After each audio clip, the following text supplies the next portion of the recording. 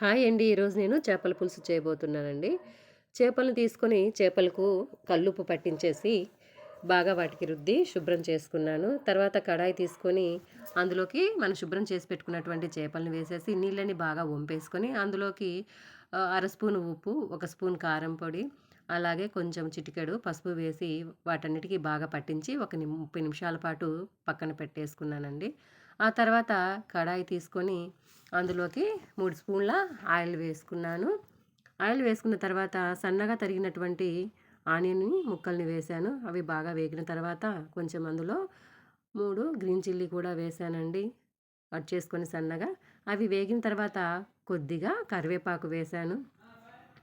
అవన్నీ కూడా బాగా వేగిన తర్వాత సన్నగా తరిగినటువంటి టమోటా ముక్కల్ని కూడా వేశాను. ఇలా కాకుండా టమోటా పేస్ట్ కూడా వేయొచ్చండి. కొంచెము జ్యూస్ అనేది చిక్కగా వస్తుంది. ఆ తర్వాత పాన్ తీసుకొని అందులో కొద్దిగా ధనియాలు, అలాగే కొంచెం మెంతులు, అలాగే ఆవాలు, జీలకర్ర వేసి దూరగా వేయించుకున్నానండి. వీటిని మిక్సీలో వేసి మెత్తగా పేస్ట్ చేసుకున్నాను.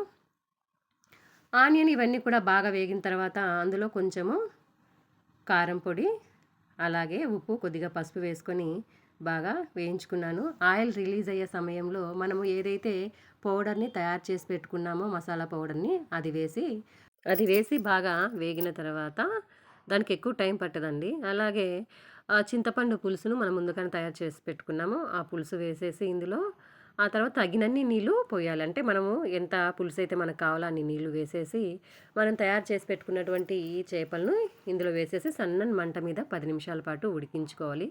ఆ తర్వాత చివరిగా దించే ముందుగా మనం ముందుగా తయారు పెట్టుకున్నటువంటి పౌడర్ ముందుగా హాఫ్ వేసామండి. ఆ మిగిలినది ఇప్పుడు వేయాలి.